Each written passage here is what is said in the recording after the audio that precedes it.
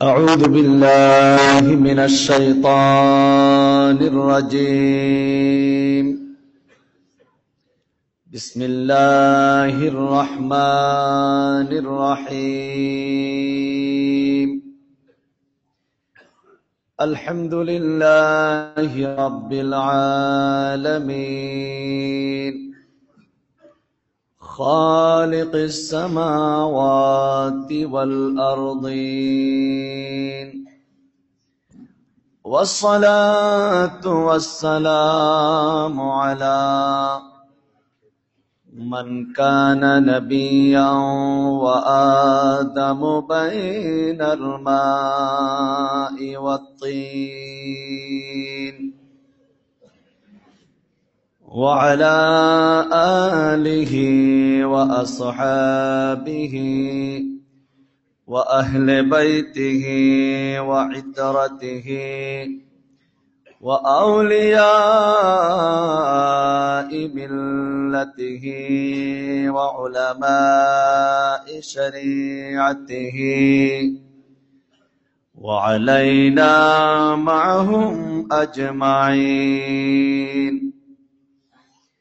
أما بعد، فقد قال الله عز وجل في شان حبيبه ومحبوبه ومطلوبه مخبرا وآمرا: إن الله وملائكته يصلون على النبي يا أيها الذين آمنوا صلوا عليه وسلموا تسليما. اللهم صل على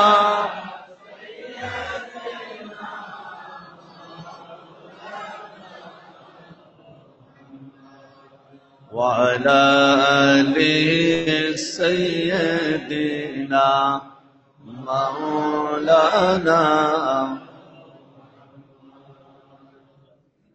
बखुदा खुदा का ही है दर, नहीं और कोई माफरमा कर। बखुदा खुदा का ही है दर, नहीं और कोई माफरमा कर। जो वहाँ से हो यही आक हो, जो यहाँ नहीं तो वहाँ नहीं। बलागल उला भी कमाल ही कशफत दुजा हसनत जमीउ खिसालिही सल्लो अलैहि सल्लो अलैहि वा। जिस चाहा दर पे बुला लिया, जिस चाहा अपना बना लिया। जिस चाहा दर पे बुला लिया, जिस चाहा अपना बना लिया। ये बड़े करम के है फैसले, ये बड़े नसीब की बात है। बलागल उला बिका कशफत लेहि हसनत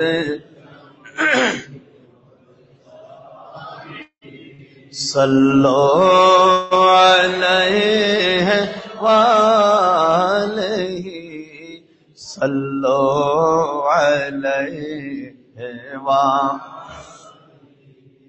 बिस्मिल्लाहिर्रहमानिर्रहीम या अय्युहल्लज़ीना आमनुत्तक़ुल्लाहा वब्तगू इलैहिल वसीला सदक़ल्लाहु मौलानाल अज़ीम व सदक़ रसूलुहुन नबियुल हबीबुल करीम व नहनु अला ज़ालिका मिनश शाहिदीन वश्शाकिरीन वल्हम्दुलिल्लाहि रब्बिल आलमीन रब्बि सल्लि व सल्लिम व बारिक अलैहि मौलाया सल्लि व सल्लिम दाइमान अबदा मौलाया सल्लि व सल्लिम दाइमान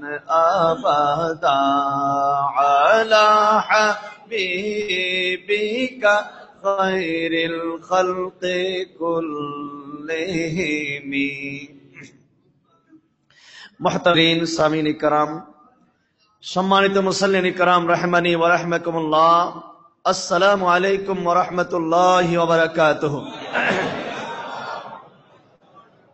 মহান রব্বুল আলামিন আহকামুল হাকিমিনের আলিশান দরবারে লাখো কোটি শুকরিয়া আদায় করছি যে রব্বুল আলামিন দয়া মেহেরবানি করে আজকের এই পবিত্র দিবসে পবিত্র মুহূর্তে গাউসুল আজম জামে মসজিদ জুমার নামাজে শামিল হওয়ার জন্য আমাদেরকে তৌফিক দান করেছেন। আমরা সকলে বলি আলহামদুলিল্লাহ।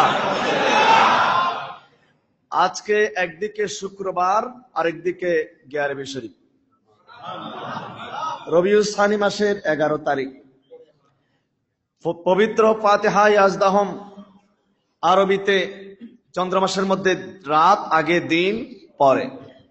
তো এবার আলহামদুলিল্লাহ ঈদে মিলাদুন নবী হয়েছে শুক্রবার, আবার ফাতিহা ইয়াজদাহম হচ্ছে শুক্রবার। শুক্রবার আমাদের জন্য ঈদের দিন। ঈদে মিলাদুন নবী পেয়েছি আমরা, শুক্রবারও পেয়েছি, ঈদের উপর ঈদ পেয়েছি আমরা। হযরতে ওমর ফারুক আজম রাদিয়াল্লাহু তাআলা আনহুকে এক ইহুদি এসে প্রশ্ন করেছিল, বলেছিল, হে আমিরুল মুমিনিন, আপনাদের কাছে কোন একটা আয়াত এসেছে, ওই আয়াত যদি আমাদের কাছে আসতো আমরা সেই আয়াতের নাজিলের ঈদের দিন পালন করতাম। খলিফাতুল মুসলিমিন ওমর ইবনুল খাত্তাব রাদিয়াল্লাহু তাআলা আনহু তাকে বললেন, তুমি আয়াতের কথা বলছো? বলে সূরা মায়েদার 3 নম্বর আয়াত। বুঝা গেল ইহুদিরাও কোরআন শরীফ গবেষণা করে। সূরা মায়েদার 3 নম্বর আয়াতে আল্লাহ পাক ইরশাদ করেছেন, আল ইয়াউমা আকমালতু লাকুম দীনাকুম ওয়া আতমামতু আলাইকুম নি'মাতি ওয়া রাদিতু লাকুমুল ইসলামা দীনা। খলিফাতুল মুসলিমিন ওমর ইবনুল খাত্তাব রাদিয়াল্লাহু তাআলা আনহু ইহুদির এই কথার জবাবে বলেছিলেন, তুমি তো একটা ঈদের কথা বলছো, আমরা তো সেদিন 2টা ঈদ পালন করেছি। একটা হচ্ছে শুক্রবার আমাদের জন্য ঈদের দিন, আর সেদিন ছিল আরাফার দিন, ইয়ামুল আরাফা। আমার প্যারা নবী আমাদের জন্য ঈদের দিন ঘোষণা করেছেন। এবছর আমরা ঈদে মিলাদুন নবী পেয়েছি, সেদিন আবার শুক্রবারও পেয়েছি। অনুরূপ ভাবে আজকে ফাতিহা ইয়াজদাহম রবিউল সানি মাসের 11 তারিখ, আজকেও শুক্রবার হয়েছে। ওটা ছিল রাসূল পাকের মিলাদ, আর এটা হচ্ছে গাউসে পাকের বেসাল। বেসাল মানে হচ্ছে দুনিয়া থেকে যেদিন পর্দা করেছিলেন। বেসাল মানে কি? সাধারণ মানুষের জন্য মৃত্যু, আল্লাহর ওলিদের জন্য আমরা মৃত্যু শব্দ ব্যবহার করব না। তারা পর্দা করেছেন আমাদের কাছ থেকে। বেসাল মানে হচ্ছে মিলিত হওয়া। তারা মিলিত হয়েছেন মহান রব্বুল আলামিনের দরবারে। আল্লামা জালালউদ্দিন সৈয়দ রহমতুল্লাহি আলাইহি শারহুস সুদূর বিআহওয়ালিল মাউতা ওয়াল কুবুর এই কিতাবে লিখেছেন, আল মাউতু জাসারুন ইউসিলুল হাবিবা ইলাল হাবিব। মৃত্যুটা হচ্ছে একটা ব্রিজ। নদীর এই পারের বন্ধু ওপারের বন্ধুর সাথে যদি মিলিত হতে চায়, মাঝখানে একটা ব্রিজের দরকার আছে। এই ব্রিজটা হচ্ছে দুই বন্ধুর মাঝখানে মিলনের মাধ্যম। আল্লাহর প্রিয় বান্দারা আল্লাহর একান্ত সান্নিধ্যে যাওয়ার একটা ওসিলা হচ্ছে তাদের মৃত্যু। এর চেয়ে আর বেশি কিছু না। মৃত্যু আমাদের জন্য ভয়ানক, মৃত্যু আমাদের জন্য কষ্টকর, মৃত্যু এক একজনের মৃত্যু এক এক রকম হবে। কিন্তু আল্লাহর প্রিয় বান্দা যারা, আমার নবী বলেন তাদের মৃত্যুটা হবে এমন সফটলি হবে, একটা বাচ্চা মায়ের দুধ পান করতে করতে যেভাবে ঘুমিয়ে পড়ে, আল্লাহর প্রিয় বান্দারা সেইভাবে আস্তে করে ঘুমিয়ে পড়বে। জোরে বলুন সুবহানাল্লাহ। আর যারা বদকার, গুনাহগার, নাফরমান, তাদের মৃত্যুর দৃষ্টান্ত দেওয়া হয়েছে এইভাবে। একটা জীবন্ত ছাগলকে জবাই না করে তার শরীর থেকে টেনে টেনে চামড়া যদি পৃথক করা হয়, ওই ছাগল যে কষ্ট পাবে, যারা গুনাহগার তাদের প্রাণটা বের করার সময় তার চাইতে আরো বেশি কষ্ট পাবে। মৃত্যুর অনেক ধরনের ভয়ানক দৃষ্টান্ত হাদিসে পাকে এসেছে। কিন্তু আল্লাহর প্রিয় বান্দা যারা, তাদের কোনো কষ্ট হবে না, তারা আল্লাহর সাথে মিলিত হচ্ছে, এটাকে বলা হয় বেসাল। এবং তাদের মৃত্যুর দিবস এটা আমাদের জন্য দুঃখের হতে পারে, তাদের জন্য মোটেও দুঃখের নয়, তাদের জন্য জীবনের সবচাইতে শ্রেষ্ঠ দিন। কারণ সেদিন তারা মহান রব্বুল আলামিনের একান্ত সান্নিধ্যে চলে যাচ্ছে। জোরে বলুন সুবহানাল্লাহ। যেই মহান রব্বুল আলামিনের প্রেমে তারা এতদিন সাধনা করেছিলেন, রিয়াজত করেছিলেন, মহান রব্বুল আলামিনের দিদার তারা পেয়ে যাচ্ছে। হাসরের ময়দানের একটা দৃষ্টান্ত হবে এইভাবে। মহান রব্বুল আলামিন যখন বান্দাদেরকে দিদার দান করবেন, দর্শন দান করবেন, আল্লাহর নুরানি দিদার পেয়ে, আল্লাহর নুরানি দর্শন পেয়ে একটা নজরে হাজার হাজার বছর চলে যাবে, পারবে না। এরপর যখন তাদেরকে বলা হবে তোমরা জান্নাতে যাও, বলে আমাদের জান্নাত দরকার নাই তো, আমরা আল্লাহর দিদার পাচ্ছি, এর চেয়ে মজা আর কি আছে? আর জোরে বলুন সুবহানাল্লাহ। এরপর বলে জান্নাতের মধ্যেও তো আল্লাহর দিদার পাওয়া যাবে। জান্নাতের মধ্যে আল্লাহর দিদার নয়, শুধু তুমি যা চাও তা পাবে। মা তাশতাহি আনফুসুকুম ওয়ালাকুম মা তাদউন। সেখানে তোমাদের জন্য রয়েছে তোমরা যা চাও তা পাবে, সেটার নাম জান্নাত। সে জান্নাতের মধ্যে এমন কিছু দেখবে জীবনে কোনোদিন দেখো নাই, এমন কিছু শুনবে জীবনে কোনোদিন শোনো নাই, এমন কিছু খাবে জীবনে কোনোদিন খাও নাই। হাউজে কাউসার সেখানে আছে। হলো হাউজে কাউসার কি জিনিস? হাদিস পাকের মধ্যে এসেছে, ইয়া রাসূলুল্লাহ হাউজে কাউসার কি জিনিস?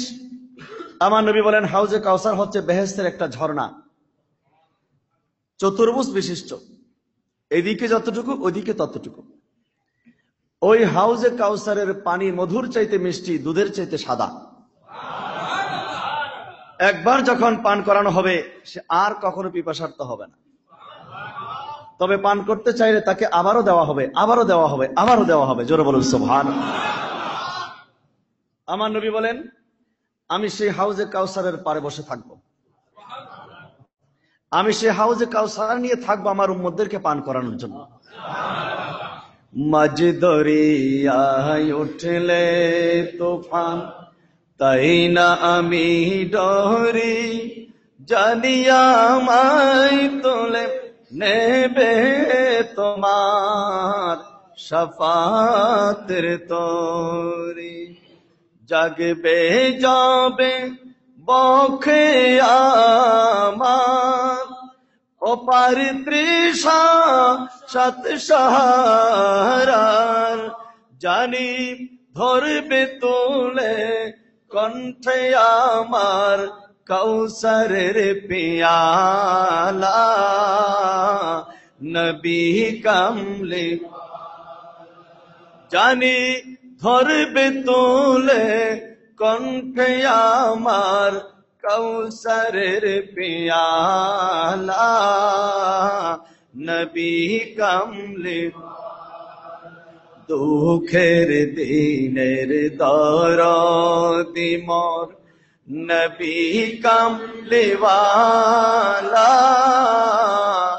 নবী কামলিওয়ালা তুমি আসবে জানি আধার রাতে জ্বলবে চেরাগ আলা নবী কামলিওয়ালা আল্লাহুম্মা সাল্লি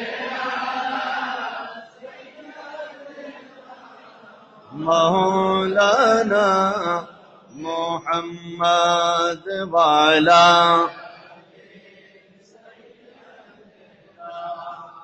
মাওলানা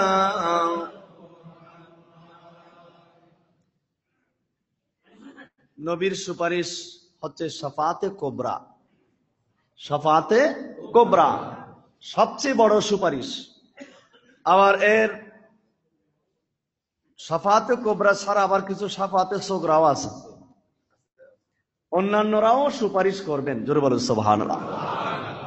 তন্মধ্যে যারা হাফেজে কোরআন, কোরআনে পাক হেফজ করেছেন, নিজের সিনার ভিতরে রেখেছেন, কোরআনে পাককে ইজ্জত করে ওই কোরআনে পাককে নিজের সিনার ভিতরে নিয়ে কবরে যেতে পারবে।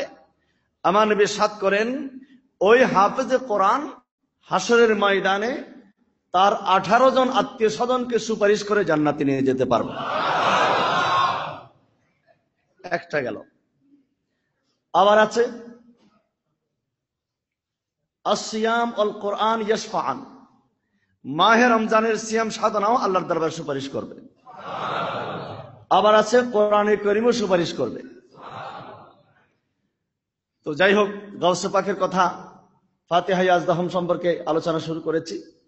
হুজুর গাউসে পাক রাদিয়াল্লাহু তাআলা আনহুর আজকে হচ্ছে ওরসে পাকের দিন।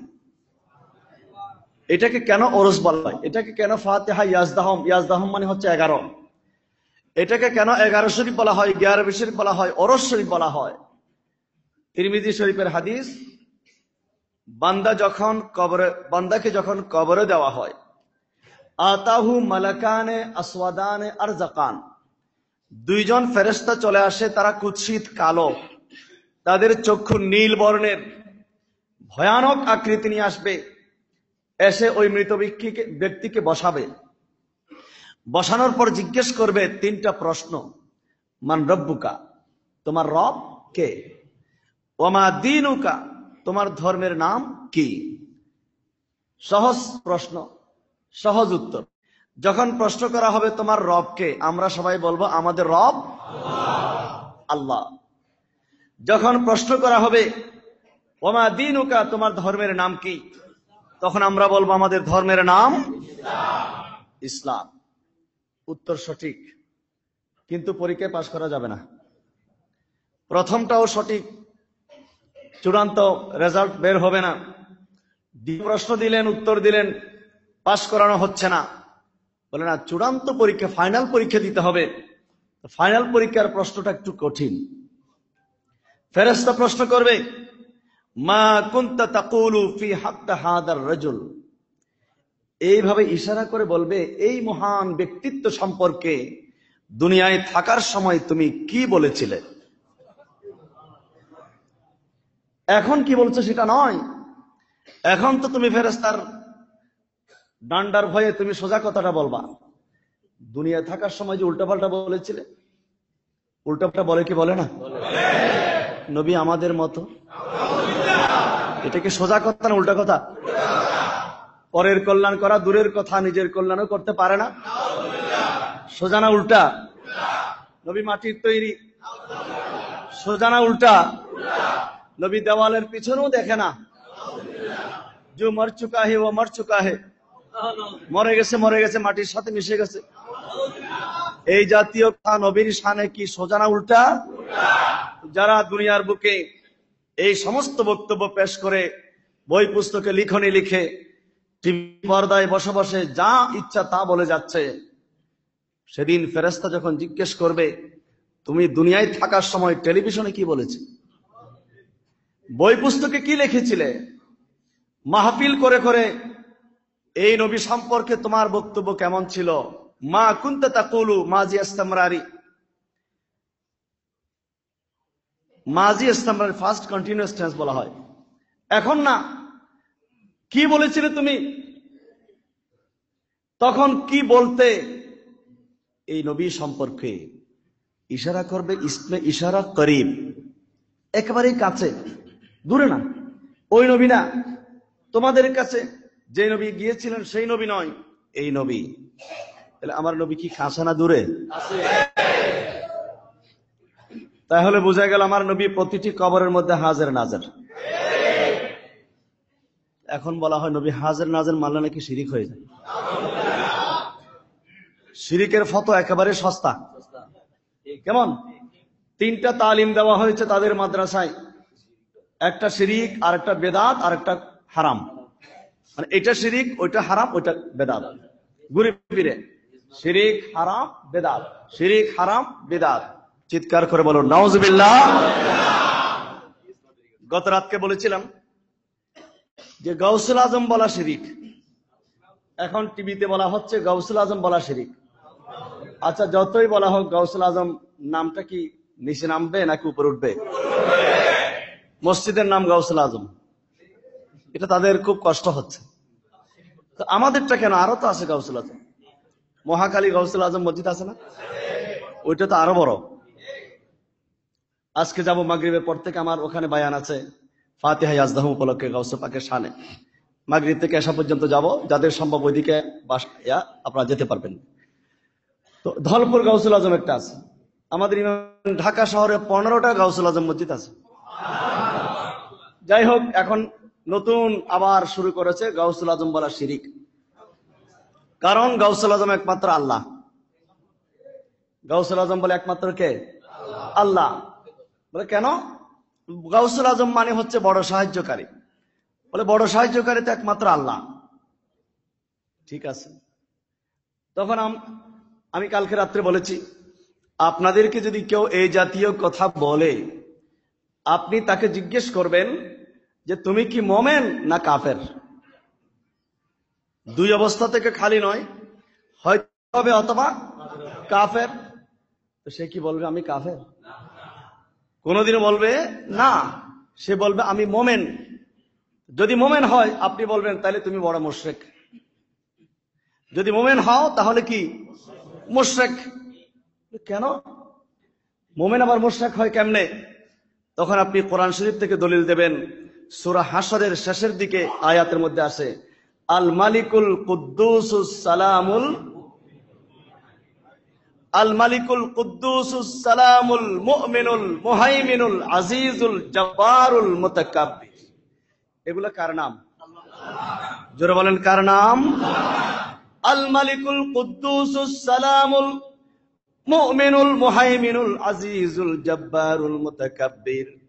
আল্লাহ রাব্বুল আলামিন এই আয়াতের মধ্যে আল্লাহর গুণবাচক নাম উল্লেখ করেছেন। একটা গুণবাচক নাম হলো আল মালিক, তারপরে হলো আল কুদ্দুস, তারপরে হলো আসসালাম, তারপরের নাম হচ্ছে আল মুমিন। তাহলে মোমেন কে? তো আল্লাহ তো মোমেন। এটা কার নাম? তো তুমি কেমনে মোমেন হবা? বলো এটা তো খেয়াল করিনি। তাহলে প্রত্যেক মোমেন মুশরিক হয়ে যাবে, কারণ এটা কার নাম? আল্লাহর নাম। সুতরাং ফতোয়া দেওয়ার সময় একটু হোশ করে দেওয়া দরকার। সেই ফতোয়াটা কোন আমার গায়ের উপরে চলে আসতেছে কিনা। বলে আমি তো কিছু বুঝি না, আমাদের হুজুর আমাদের মুরব্বীরা বলছে, এই জন্য তাদের থেকে শুনে বলছি। বলে তোমাদের মুরব্বী কে? বলে মাওলানা কেরামত আলী। কি কি কেরামত আলী বললাম? মাওলানা। তুমি তো আবার শিরিক করলা। মাওলানা কেরামত আলী যখন বললা তুমি তো আবার শিরিক করছো, বলে কেন? বলে মাওলানা তো আল্লাহ। আনতা মাওলানা ফানসুরনা আলাল কওমিল কাফিরিন। এটাও কোরআনের আয়াত, কোরআনের মধ্যে বলা আছে আনতা মাওলানা, আল্লাহ আপনি হলেন মাওলানা। আবার কেরামত আলী কেমনে মাওলানা হয়? আবার আটকে গেছে না? এখন শিরিক দিছে ফতোয়া একবার, সে আটকাবে জায়গায় জায়গায় জায়গায় জায়গায়। তখন বলবে বাবা বুঝতে পারি নাই, আমি আর ওখানে নাই, আমি এখন আহলে সুন্নাত ওয়াল জামাতে আসতে চাই। এখানে চলে আসেন, ঝামেলা হবে না। আর যতদিন ওই সমস্ত বাতিল পন্থীদের সাথে থাকবেন ততদিন পর্যন্ত শিরিকের ফতোয়া নিজের কাঁধের উপর উঠতে থাকবে, কাঁধের উপর উঠতে থাকবে, কাঁধের উপর উঠতে থাকবে। আরেকজনকে মুশরিক বানাবেন একবার, আর আপনি নিজে হবেন 100 বার। সুতরাং গাউসুল আজম এটা শিরিক হবে না। ফায়সালা সহজ, আল্লাহ রাব্বুল আলামিন বড় সাহায্যকারী, কোনো সন্দেহ নাই। আল্লাহ হচ্ছেন নিজে নিজে, আল্লাহকে কেউ ক্ষমতা দেওয়া দরকার নেই, আল্লাহ নিজস্ব ক্ষমতা বলে সাহায্যকারী। আর গাউসুল আজম দস্তগীর সাহায্যকারী, আল্লাহ প্রদত্ত ক্ষমতা বলে। জোরে বলুন সুবহানাল্লাহ। আল্লাহ যদি ক্ষমতা দিয়ে থাকেন আমার সমস্যা কি? আল্লাহ রাব্বুল আলামিন জিবরাইল ফেরেশতাকে ক্ষমতা দিয়েছেন। জিবরাইল ফেরেশতা হযরত মারইয়াম আলাইহিস সালামের কাছে এসেছিলেন যুবকের আকৃতি নিয়ে মেহরাবের মধ্যে। মেহরাবের দরজা বন্ধ, জানালা বন্ধ, বাহিরের কেউ আসার অনুমতি নাই। একমাত্র হযরত জাকারিয়া আলাইহিস সালাম তিনি প্রতিদিন আসেন, খাবার দিয়ে যান, আবার চলে যান। ঘরের দরজা বন্ধ থাকে, জানালা বন্ধ থাকে। একদিন হঠাৎ করে দেখলেন জিবরাইল ফেরেশতা আসলেন মানুষের আকৃতি নিয়ে, যুবকের আকৃতি। বলুন না সুবহানাল্লাহ। সুন্দর অবয়ব, কোকড়ানো কোকড়ানো চুল। তাফসীরের মধ্যে এসেছে কোকড়ানো চুল জিবরাইলের। মাথা কয়টা? অনেকে মনে করেন দুইটা নি কোন, আবার মাথা একটা। হাত কয়টা? পা কয়টা? শরীর কয়টা? চোখ কয়টা? একেবারে মানুষ। এখন কি আমরা জিবরাইলকে মাটির তৈরি বলে ফেলবো? মানুষের আকৃতিতে এসে বলে এই যে মাটি হয়ে যাবে, এমনটি নয়।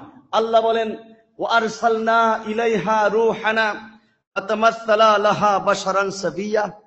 আমি আমার রুহুল কুদুস ফেরেশতা রুহুল আমিন জিবরাইল ফেরেশতাকে পাঠিয়েছি একেবারে মানুষের আকৃতি দিয়ে। মানুষের আকৃতি, যত মানুষের আকৃতি দিয়ে পাঠাক না কেন, জিবরাইল কখনো মাটি হবে না। জিবরাইল নূরের তৈরি, নূরেই থাকবে। কিন্তু বাহিরের কভারটা কার মতো? জিবরাইল যদি মানুষের আকৃতিতে আসার পর নূরেই থাকতে পারে, কারণ জিবরাইল কিসের তৈরি? নূরের তৈরি। আর জিবরাইল যে নূর তৈরি, সেই নূর তো আমার নবীর নূর থেকে ধার করানো নূর। জিবরাইল তৈরি হয়েছে আমার নবীর নূর থেকে, মিকাইল তৈরি হয়েছে আমার নবীর নূর থেকে, ইসরাফিল আজরাইল আলাইহিস সালাম তৈরি হয়েছেন আমার নবীর নূর থেকে। আজরাইল আলাইহিস সালাম তো নূরের তৈরি। আমাদের দেশে অনেকে আবার আজরাইলকে খারাপ মনে করে, বলে এটা তো আজরাইলের মতো একেবারে। না, আজরাইল কিন্তু এটা খারাপ জিনিস না, উনি সম্মানিত ফেরেশতা। খবরদার, আজরাইলকে গালাগালি করা যাবে না, আজরাইলের ব্যাপারে বাজে কোনো মন্তব্য করা যাবে না। উনি সম্মানিত ফেরেশতা। জিবরাইল আলাইহিস সালামকে যেমন সম্মান, মিকাইল আলাইহিস সালামকে যেমন সম্মান করতে হবে, ইসরাফিল আলাইহিস সালামকে যেমন সম্মান করতে হবে, অনুরূপ ভাবে হযরতে সাইয়েদনা আজরাইল আলাইহিস সালামকেও সম্মান করতে হবে। এটা ওনার দায়িত্ব, উনি পালন করছেন মহান রব্বুল আলামিনের হুকুমে। এটা ওনার দায়িত্ব, আমাদের দুশমন না উনি। হয়তো মনে করছেন উনি তো আমার জানটা বের করে, আমার এই বাবাকে নিয়ে গেল, আমাকে এতিম বানিয়ে দিল, উনি আমার দুশমন। না, আপনার বাবা এতদিন একটা গণ্ডির ভিতরে ছিল, এখন বিশাল মহা উন্মুক্ত আকাশের মধ্যে চলে যাচ্ছেন। দার্শনিকরা বলে যে বাচ্চা যখন মায়ের পেটে থাকে কোনো চিন্তা নাই, টাইম টু টাইম খাবার আসতেছে, তখন বাচ্চা মনে বড় আরামের মধ্যে আছে। যখন পৃথিবীতে আসার সময় হয় তখন সে নাকি চিন্তা করে যে এখানেই তো ভালো ছিলাম, আবার কোথায় যাচ্ছি। যখন দুনিয়াতে আসে তখন বলে আরে আমি তো বুঝতে পারিনি, এত বিশাল জগৎ যে আরেকটা আছে, আমি মনে করেছিলাম ওইটাই বিশাল জগৎ। পৃথিবীতে আসার পর না, এটাই আমার আসল জায়গা। যখন পৃথিবীতে যাওয়ার সময় হয় তখন আবার চিন্তায় পড়ে যায়, এত সুন্দর পৃথিবী, এটা ছেড়ে কোথায় যাব। বলে পৃথিবী থেকে যাওয়ার পর যখন পরকালে চলে যায় তখন বলবে যে হায় রে, এতদিন তো আমি একটা বিরাট একটা জেলখানার মধ্যে ছিলাম, এখন আমি জান্নাতে চলে এসেছি। জোরে বলেন সুবহানাল্লাহ। আজরাইল আপনার ক্ষতি করবে না, আজরাইল বরং জান্নাতে যাওয়ার রাস্তাটা খুলে দিল। সেই জান্নাতে যাওয়ার প্রস্তুতি গ্রহণ করুন। ফেরেশতা প্রশ্ন করবে, মা কুনতা তাকুলু ফি হাক্কি হাযার রাজুল, দুনিয়ায় থাকার সময় কি বলতে এই মহান ব্যক্তিত্ব সম্পর্কে। তাহলে এটা হচ্ছে আকীদার প্রশ্ন। এটা কিসের প্রশ্ন? অনেকে বলে যে সুন্নি ওয়াহাবি এগুলো কি দরকার, কবর এগুলো প্রশ্ন করবে নাকি? আমরা হ্যাঁ, অবশ্যই প্রশ্ন করবে, কারণ ওয়াহাবিরা নবীকে নিজের মতো মনে করে, আর সুন্নিরা নবীকে নিজের মতো মনে করে না। মানুষের আকৃতি নিয়ে আসার কারণে জিব্রাইল যদি নূরের থাকতে পারে, তা আমার নবীও তো দুনিয়াতে মানুষের আকৃতি নিয়ে এসেছেন, তাই বলে কি আমাদের মতো হয়ে যাবে? এটা একটা কাবার। ইন্নামা আনা বাশারুন বলেছেন, আমি তোমাদের মতো মাটির তৈরি শব্দ কোরআনে কারীমের ৬,৬৬৬ আয়াতের মধ্যে একটা আয়াতের মধ্যে মাটির উল্লেখ নাই। আছে শুধু আমি তোমাদের মতো বাশার। বাশার মানে হচ্ছে চামড়া, কাবার। আমি দেখতে তোমাদের মতো একটা আকৃতি নিয়ে এসেছি। আমার ভিতরে যে হাকিকত, পৃথিবীর কোন মানুষ আমাকে চিনতে পারে নাই। ইয়া আবু বকর, হে আবু বকর, অন্যান্য মানুষ চিনবে দূরের কথা, আবু বকর তুমিও আমাকে চিনতে পারো নাই। লাম ইয়ারিফনি হাকিকাতান সিওয়া রাব্বি, আমাকে চিনেছেন আমার একমাত্র আমার রব। জোরে বলুন সুবহানাল্লাহ। তো জিব্রাইল আসলেন কিসের আকৃতি নিয়ে? কার কাছে এসেছিলেন? হযরতে মারইয়াম আলাইহিস সালামের কাছে এসেছিলেন। মারইয়াম আলাইহিস সালাম বললেন, ইন্নী আউযু বিররহমানি মিনকা ইন কুনতা তাকিয়া, হে যুবক, আমি আপনার কাছ থেকে মহান আল্লাহর দরবারে আশ্রয় চাচ্ছি। জিব্রাইল ফেরেশতা কি বললেন? খবরদার মারইয়াম, ভয় পাওয়ার কোনো কারণ নেই। ঘরের দরজা বন্ধ, জানালা বন্ধ, আমি কিভাবে আসলাম? আমি দুনিয়ার কোনো পাড়া মহল্লা থেকে আসি নাই, আমাকে দেখে ভয় পাওয়ার কোনো কারণ নেই। যেই মহান রহমানের দরবারে আপনি আশ্রয় চাচ্ছেন, আমি তো সেই রহমানই আমাকে পাঠিয়েছে আপনার কাছে। আমি এসেছি, ইন্নামা আনা রাসূলু রাব্বিকি, নিশ্চয় আমি আপনার রবের প্রতিনিধি এসেছি, আমার রবের পক্ষ থেকে এসেছি, কোনো কারণ ছাড়া আসি নাই। আমার একটা দায়িত্ব, রব্বুল আলামিন আমাকে একটা ক্ষমতা দিয়ে পাঠিয়েছেন, লিআহাবা লাকা গোলামান যাকিয়া, আমি আপনাকে একটা পবিত্র সন্তান দেব। লিআহাবা, আহাবা এটা ওয়াহিদ মুতাকাল্লিমের সিগা। আরবি গ্রামার যারা বুঝেন, মুতাকাল্লিম মানে হচ্ছে আমি, আমি দেব। জিব্রাইল বলেন আমি আপনাকে দেব। কি দেব? একটা পবিত্র সন্তান দেব। উনি কেমনে দেবে? দেওয়ার মালিককে, দেওয়ার মালিককে। জিব্রাইল এটা বলতে পারতেন যে আল্লাহ একটা সংবাদ, আপনাকে একটা সন্তান দেবেন, আমি সেই সন্তানের খবরটা নিয়ে এসেছি। এটা কি জিব্রাইল বলেছেন? এটা তো কোরআনের আয়াত, এটা আমার বানানো কোনো কথা নয়। লিআহাবা, আমি আপনাকে দেব একটা সন্তান। জিব্রাইল, এত বড় শিরিক কেন তুমি করছো যে তুমি কে দেওয়ার? দেওয়ার মালিক তো একমাত্র আল্লাহ। এটা শিরিক হলো না? জিব্রাইল কেমনে দেবে? গাউসে পাক দিলে যদি শিরিক হয়, তাহলে জিব্রাইল দিলে তো আরো বড় শিরিক হবে। বলে না, এটা শিরিক হবে না। কেন? বলে দেওয়ার মালিক আল্লাহ, এতে কোনো সন্দেহ নাই। আল্লাহ জিব্রাইল আলাইহিস সালামকে দায়িত্ব দিয়েছেন, ক্ষমতা দিয়েছেন। মূলত এটা জিব্রাইল আল্লাহর সাথে মিলান নাই। জিব্রাইলের ক্ষমতা কোনোদিন আল্লাহর ক্ষমতার সমান হবে না। গাউসে পাকের ক্ষমতা কোনোদিন আল্লাহর সমান হবে না, যেখানে নবীর সমান হওয়া দূরের কথা। নবীর সমান হওয়া সম্ভব না, সেখানে আল্লাহর সমান হওয়া তো দূরে, সমান হওয়া তো প্রশ্নেই আসে না। জিব্রাইল বলেন আমি দেব, এটা আমার ক্ষমতায় নয়। আমার কি ক্ষমতা? আমাকে আল্লাহ দায়িত্ব দিয়েছেন, আল্লাহ ক্ষমতা দিয়েছেন, আমি ক্ষমতা বলে দিয়ে দিচ্ছি। হাকিকত এবং মজাজ, কালকে রাত্রে বলেছিলাম, একটা হাকিকত আর একটা মজাজ। একটা সত্তাগত ক্ষমতার মালিক হলেন আল্লাহ, আর আল্লাহ প্রদত্ত ক্ষমতার মালিক হচ্ছেন আল্লাহর ওলিগণ, আল্লাহর প্রিয় বান্দাগণ। জিব্রাইল ফেরেশতা সেই ক্ষমতা বলে মরিয়ম আলাইহিস সালামকে একটা সন্তান দিলেন তো দিলেন, তিনি একেবারে ঈসা রুহুল্লাহ হয়ে গেল। এরপরে যা হবার তাই হয়েছে।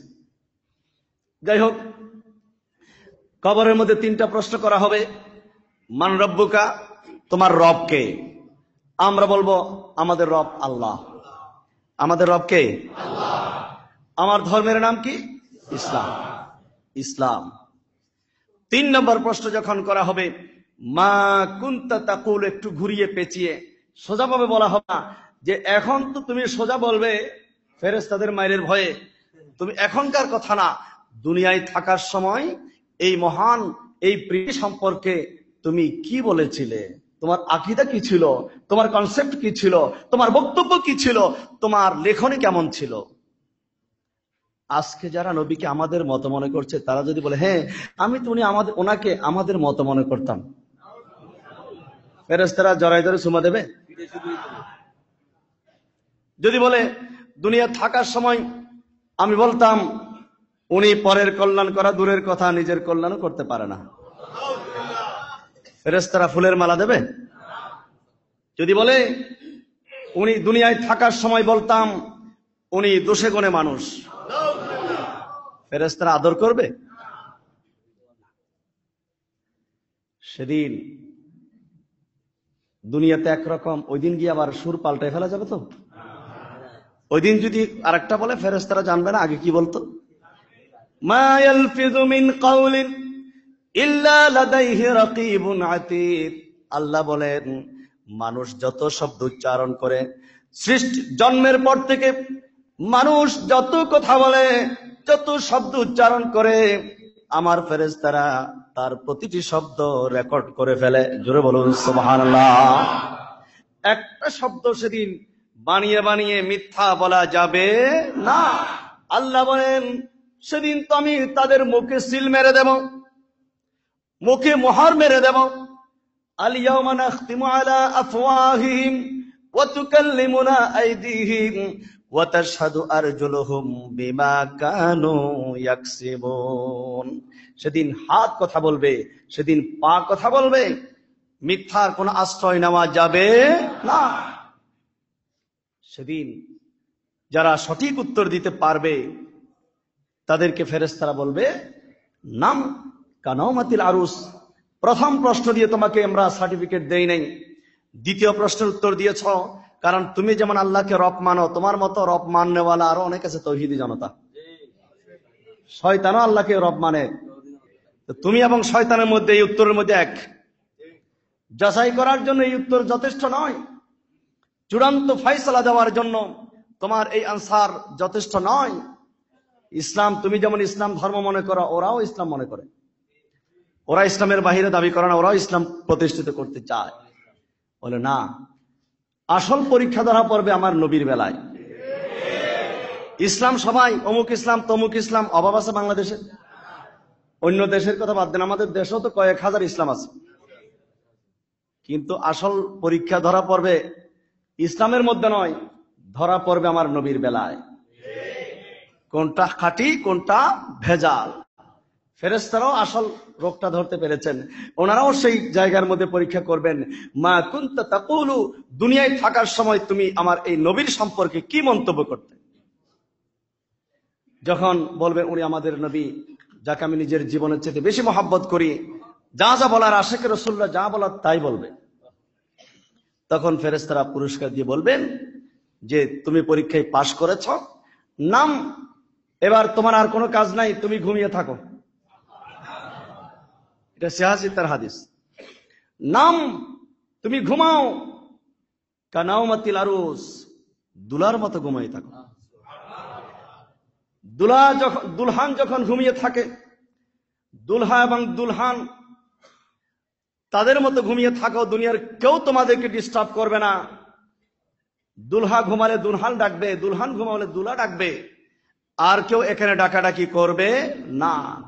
সেইভাবে তুমি ঘুমিয়ে থাকো, তোমার সাথে মহান আল্লাহর সাথে দিদার হয়ে যাবে। জোরে বলো সুবহানাল্লাহ। আরুস শব্দের অর্থ হচ্ছে দুলা। দুলার সম্মান কম না বেশি? দুলা ঘুমিয়ে পড়লে কেউ ডিস্টার্ব করে? অন্যদিন ডাকাডাকি করলো, আজকে কোনো ডাকাডাকি নাই। যে ব্যক্তি সন্ধ্যার উত্তর দিতে পারবে তাকে দুলার সাথে তুলনা দেওয়া হয়েছে। আরুস বলা হয়েছে, আরুস মানে দুলা।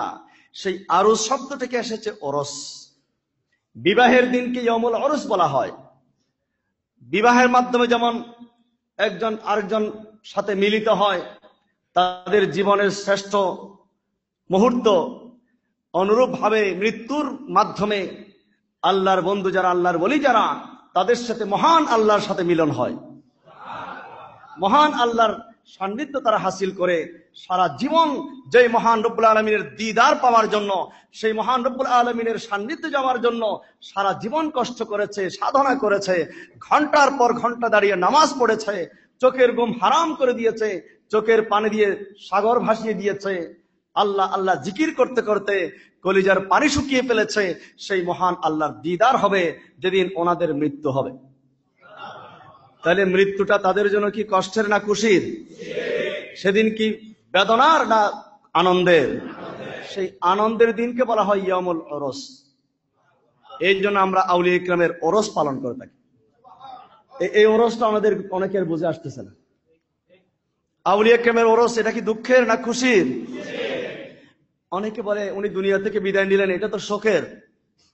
আমরা বলবো শোক কার জন্য? শোক তো 3 দিনের পর জায়েজ না। মারা গেলে 3 দিন পর্যন্ত আপনি শোক পালন করবেন, 4র্থ দিন আর শোক পালন করার অনুমতি আমাদের ইসলাম ধর্মের মধ্যে নাই।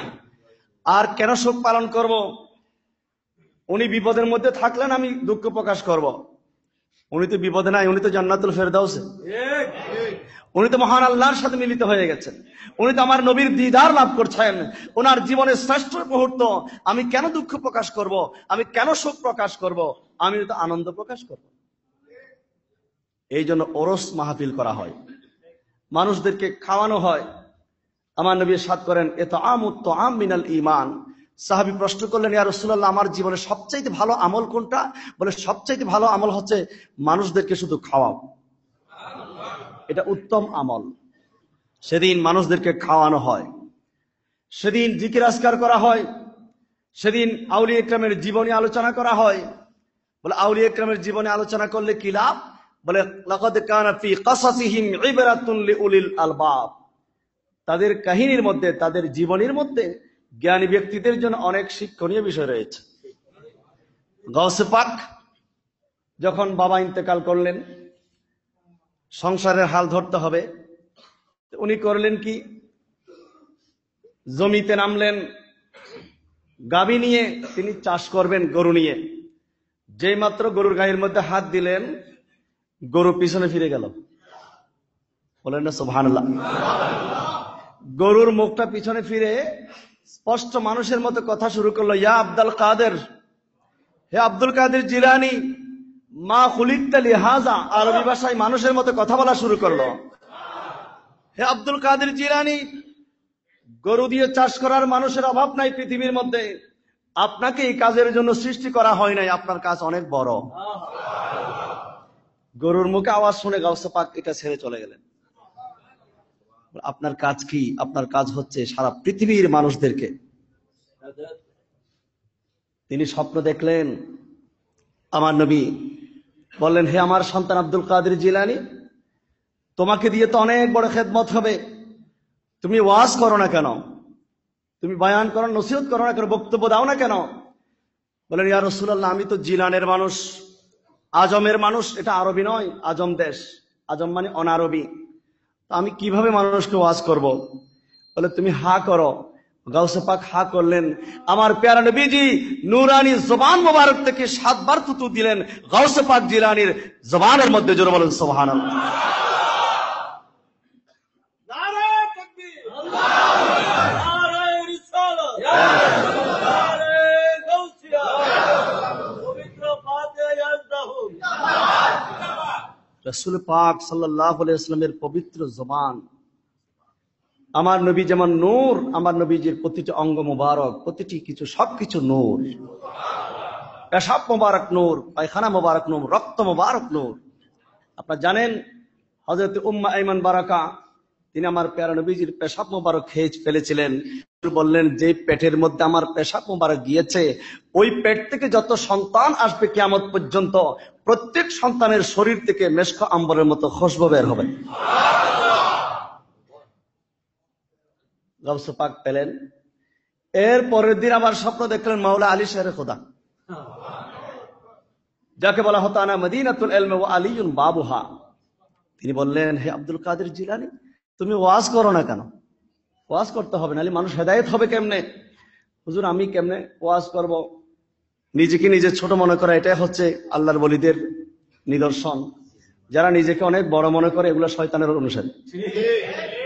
এখন কিছু আছে না, ভাবসাব এমন, তার মতো নামাজি আর কেউ নেই। মানুষকে শুধু ভুল ধরার চেষ্টা করে। যাই হোক, বিনয়ের সাথে বললেন, হুজুর, আমি তো আজমি মানুষ। মাওলা আলী শের খোদা, তিনি গাউস পাক বলে, তুমি মুখটা খোলো। মাওলা আলী শের খোদা দিলেন 6 বার, আমার নবী দিলেন 7 বার, মাওলা আলী শের খোদা 6 বার। আর কম দিলেন, আদব রক্ষা করলেন। মাওলা আলী শের খোদা এটাই প্রমাণ করছেন, আমার নবী যেখানে যাবে, আমি সেখান থেকে একটু নিচে থাকতে হবে। লা তুকাদ্দিমু বাইনা ইয়াদাইল্লাহি ওয়া রাসূলিহি ওয়াত্তাকুল্লাহ। কোন কাজের মধ্যে নবীর অগ্রগামী হওয়া যাবে না। সূরা হুজুরাতের মধ্যে ইরশাদ হয়েছে, এমনকি লা তারফাউ আসওয়াতাকুম ফাওকা সাওতিন নবী, খবরদার আমার নবীর সামনে যখন তোমরা থাকবে, কথা বলার সময় তোমাদের কারো আওয়াজ যেন আমার নবীর আওয়াজের চাইতে বড় না হয়। ওয়ালা তাজহারু লাহু বিল কওলি কাজাহরি বাদিকুম লিবাদিন, তোমরা একে অপরকে যেভাবে নাম ধরে ডাকো, নাম ধরে ডাকি না আমরা, আমার নবীকে নাম ধরে ডাকা কোন সাহাবীর জীবনে দেখুন। সিদ্দিক আকবর আমার নবীর শ্বশুর ছিলেন, তো আপনাদের শ্বশুররা আপনাদেরকে নাম ধরে ডাকা না? অনেকে নাম ধরে ডাকে, অনেকে বাবা বলে, অনেকে এক একজন এক, কিন্তু নাম ধরে ডাকলে কি দোষের কিছু আছে? শ্বশুর বাবা, ওনারা তো নাম ধরেই ডাকবে। কিন্তু সিদ্দিক আকবর জিন্দেগিতে একবারও দেখান যে নাম ধরে রেখেছেন? যখনই ডাকতেন বলতেন ইয়া রাসূলুল্লাহ। ওমর রাদিয়াল্লাহু তাআলা আমার নবীর শ্বশুর, নাম ধরে ডাকলে কোনো আইবের ছিল না, জিন্দেগিতে নাম ধরে ডাকেন নাই, কারণ আল্লাহ নিষেধ করেছে। আল্লাহ পাক যখন এই আয়াতটি কারিমা নাজিল করলেন, লা তারফাউ আসওয়াতাকুম ফাওকা সাওতিন নবী, পরের দিন সিদ্দিক আকবর, ওমর ফারুক আজম এসে এমন জড়সড় হয়ে গেলেন, একজন আরেকজনের সাথে কথা বলতেছে ফিস ফিস ফিস করে। হুজুর বললেন, কি বলতেছে, আর একটু বড় করে বলো। ইয়া রাসূলুল্লাহ, আল্লাহ পাক তো আমাদেরকে নিষেধ করেছেন, আপনার দরবারে আসলে আওয়াজ ছোট করে ফেলতে হবে। রব্বুল আলামিন খুশি হয়ে গেলেন তাদের উপর, আর একটা আয়াত নাজিল করে দিলেন, ইন্নাল্লাযীনা ইয়াগুদ্দুনা আসওয়াতাহুম ইনদা রাসূলিল্লাহি উলাইকাল্লাযীনা ইমতাহানাল্লাহু কুলুবাহুম লিত্তাকওয়া লাহুম মাগফিরাতুন ওয়া আজরুন আযীম। নিশ্চয় যারা আমার রাসূল পাকের দরবারে আওয়াজকে ছোট করে ফেলেছে, আমি আল্লাহ পরীক্ষা করেছি তাদেরকে, তারা পরীক্ষার মধ্যে 100% কামিয়াব হয়ে গেছে। লাহুম মাগফিরাতুন, তাদের জন্য রয়েছে ক্ষমা, ও আজরুন আযীম, এবং অনেক বড় পুরস্কার। তাহলে রাসূল পাকের শানে আদব দেখালে পুরস্কার আছে না নাই? আল্লাহ পাক বলেন, আমার নবীর দরবারে আদব দেখাও, পুরস্কার। আর যদি একটু বেয়াদবি হয়, তাহলে তোমার 30-40 বছরের নামাজ, রোজা, হজ, যাকাত 1 সেকেন্ডের মধ্যে দুলিশাত হয়ে যাবে। ওয়ালা তাজহারু লাহু বিল কওলি কাজাহরি বাদিকুম লিবাদিন আন তাহবাতা আমালুকুম। আল্লাহ বলেন, যদি এরকম করো, একজন আরেকজনকে যেভাবে ডাকাডাকি করো, আমার নবীকে যদি সাধারণ মানুষের মতো ডাকাডাকি করো, সম্বোধন করো, আন তাহবাতা আমালুকুম, তোমাদের আমল সব বরবাদ হয়ে যাবে। আদব অনেক বড় জিনিস। হুজুর গাউসে পাক শাহীন সাহেব বাগদাদ রাদিয়াল্লাহু তাআলা আনহু এত বড় ওলি আল্লাহ ছিলেন। ওনার 2 জন বন্ধু, একজনের নাম ছিল আব্দুল্লাহ তামিমি, আরেকজনের নাম ছিল ইবনে সাকা। ওনারা 2 জন গাউসে পাককে বললেন, তখন ছোট বাচ্চা বয়সের, বলে চলো আমাদের এলাকার মধ্যে, এই দেশের মধ্যে একজন ওলি আল্লাহর খবর পেয়েছি, ওনার কাছে মানুষ হাজার হাজার মানুষ আসা যাওয়া করে, চলো যাই আমরা ওনার সাথে একটু দেখা করি। উনি নাকি হঠাৎ করে গায়েব হয়ে যায়। তখন ইবনে সাকা এবং আব্দুল্লাহ তামিমি সাথে হুজুর গাউসে পাক যাওয়ার সময়, আব্দুল্লাহ তামিমি বলে, ইবনে সাকা বলে যে আমি ওনাকে শুধু দেখতে যাব না, একটা প্রশ্ন করব। আমার মনে হয় উনি যত বড় ওলি হোক না কেন আমার প্রশ্নের উত্তর উনি দিতে পারবে না। জোরে বলেন নাউজুবিল্লাহ। ওই যে শয়তানে পেয়ে গেছে। আর আব্দুল্লাহ তামিমি বলেন, আমি একটা প্রশ্ন করব, তবে আমার উত্তরটা উনি দিতেও পারেন, আমি দেখব উনি কি উত্তর দেয়। গাউসে পাক বলেন, বাবারে আমি কোনো প্রশ্নই করব না, আমি শুধু দেখবো ওনার চেহারার দিকে, আমি ওনার দিদার লাভ করার জন্য, ওনার কাছ থেকে ফয়েজ বরকত হাসিল করার জন্য যাব। জোরে বলুন সুবহানাল্লাহ। দৃষ্টিভঙ্গি বেশ কম আছে কি নাই? তিনজনের দৃষ্টিভঙ্গি তিন রকম। ওনারা গেলেন, যাওয়ার পর উনি যেই জায়গার মধ্যে বসে থাকতেন ওনার নাম গাউস। ওনারা গিয়ে দেখেন ওই আসনটা খালি নাই। বলে কেন উনি নাই? বলে হ্যাঁ উনি ছিলেন, একটু আগে হঠাৎ অদৃশ্য হয়ে গেছেন, এটাই ওনার আদত। আপনারা বসলেন, কিছুক্ষণ পর হঠাৎ করে দেখুন উনি আবার আসনের মধ্যে হাজির। আসার সাথে সাথে বললেন, হে ইবনে সাকা, তুমি ধ্বংস হয়ে যাবে, কারণ তুমি আসার সময় একটা নিয়ত করেছিলে আমাকে একটা প্রশ্ন করবে, তোমার ধারণা আমি তোমার প্রশ্নের উত্তর দিতে পারবো না। শোনো, তোমার প্রশ্ন ছিল এই এবং তোমার প্রশ্নের উত্তর এই। ইবনে সাকা তো শেষ। আব্দুল্লাহ তামিমি, তুমিও ধারণা করেছিলে আমি উত্তর দিতে পারবো কিনা, তবে তোমারটা একটু কম ছিল। তোমার প্রশ্ন এই, তোমার উত্তর এই, এটা বলে দিলেন। এরপর গাউসে পাককে সম্বোধন করে রাখলেন এবং বললেন, আমি আপনাকে অনেক বেশি সম্মান করি। আপনি কোনো প্রশ্ন মনে মনে নিয়ত করে আসেন নাই, আপনার ভিতরে আদব দেখেছি, আর আমি আপনাকে শ্রদ্ধা করছি। আপনার জন্য ভবিষ্যৎবাণী করে দিচ্ছি, এমন একটা সময় আসবে, আপনি এখনো তো বাচ্চা বয়স বালক, এমন একটা সময় আসবে আপনি বাগদাদের জামে মসজিদের মধ্যে বসে মহান আল্লাহর নির্দেশ আপনি বলবেন, কদমি হাযিহি আলা রাকাবাতি কুল্লি ওয়ালিয়্যিল্লাহ, আমার এই কদম পৃথিবীর সমস্ত ওলি আল্লাহর গর্দানের উপর। জোরে বলুন সুবহানাল্লাহ।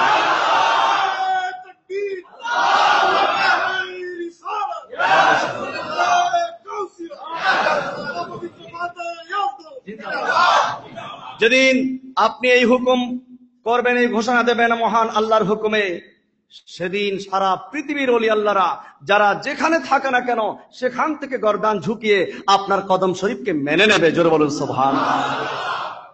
পরবর্তীতে তাই হয়েছে। ইবনে সাকা সে ধ্বংস হলো কিভাবে দেখেন, সে ধ্বংস হয়েছে এভাবে, একটা পর্যায়ে তাকে এখান থেকে চাকরির সুবাদে আরেক জায়গায় ট্রান্সফার করা হলো। সেখানে একজন খ্রিস্টান বাদশার মেয়ের প্রতি সে আসক্ত হলো। সে প্রস্তাব দিল ওই মেয়েকে বিয়ে করবে। খ্রিস্টান বাদশা তাকে শর্ত দিল যে এক শর্ত তোমার কাছে আমার মেয়েকে বিয়ে দেব, তুমি ইসলাম ধর্ম ত্যাগ করে খ্রিস্টান হতে পারবে কিনা। সে অনায়াসে রাজি হয়ে গেল, খ্রিস্টান হয়ে গেল, ওই মেয়েকে বিয়ে করলো, সে ধ্বংস হয়ে গেল।